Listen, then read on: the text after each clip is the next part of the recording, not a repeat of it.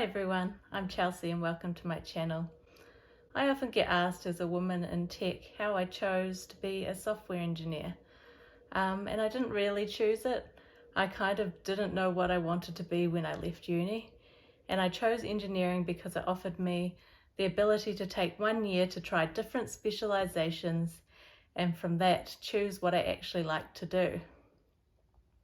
So I did my year and there was chemical and materials, there was static engineering, mechanical, but out of them all I liked software engineering the best.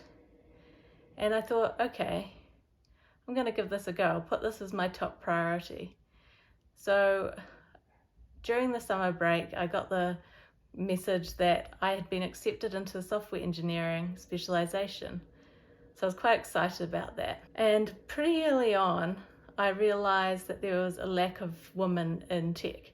So engineering in general is quite male dominated, and I noticed that a bit in my first year. It was quite masculine energy, but that didn't really bother me. It just didn't faze me, and if you don't make a big deal out of it, you sort of get along with things and get on with everyone. But I got into software engineering, and one of the first lectures we had, a lecturer made us stand up in front of the class, everyone, and had everyone sit down as certain conditions were met. So when they said sit down if you're a male, there are only about 6 of us left standing out of a class of about 60. So I was like, wow, that is definitely a bigger gap than I expected. And I can't really see why, because women were in tech quite early on, and it's not really, there's no need for it to be a male-dominated field. It's quite interesting and exciting and accessible to everyone. So there's no reason for it in my mind. I also often get asked how I'm treated as a woman in tech. So people want to know if my male co-workers treat me equally and stuff like that. I've never had an issue with anyone treating me differently. I think even sometimes you can get more opportunities as a woman in tech. So for example, Google runs a coding challenge to get women to IO. And I think that's because everyone sort of wants to increase the numbers of women in tech. We offer a bit of a diverse opinion. We've just got different brain structure. So I think people do want more women in tech, and there shouldn't be any reason to not go into tech if you're a woman.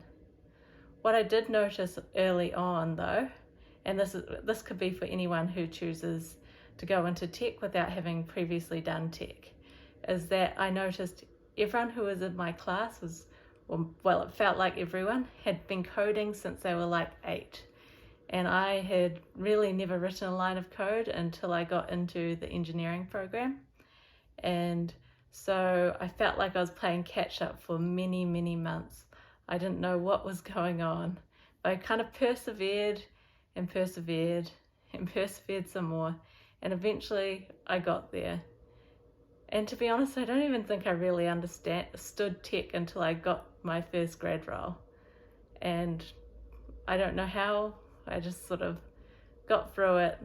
There were some vague understandings, but I didn't have a very deep understanding of tech. I've never been a particularly techie person.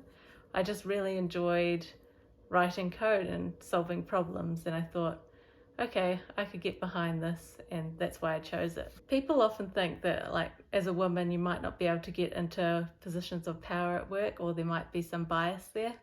I haven't experienced any bias at all in my career. I feel like I'm pretty lucky. Maybe it might be different in other countries, but here in New Zealand, we seem to be reasonably okay at being diverse, and I think people try really hard to be inclusive of others. New Zealand's a pretty cool place to live. So I haven't noticed any issues with women getting to positions of power. I'm a solution architect, and my peer is also a solution architect who is a woman. So that's 2 women in reasonably high technical positions. There's also a team lead who's a woman, and I think a lot of it could just be down to a numbers game. If there are a lot less women in tech, then you're probably going to see less high-level managers who are women, just because maybe they choose a more technical route like me and my other solution architect peer. or maybe they just don't feel like going managerial route. Maybe they just want to focus on the code and get their hands dirty.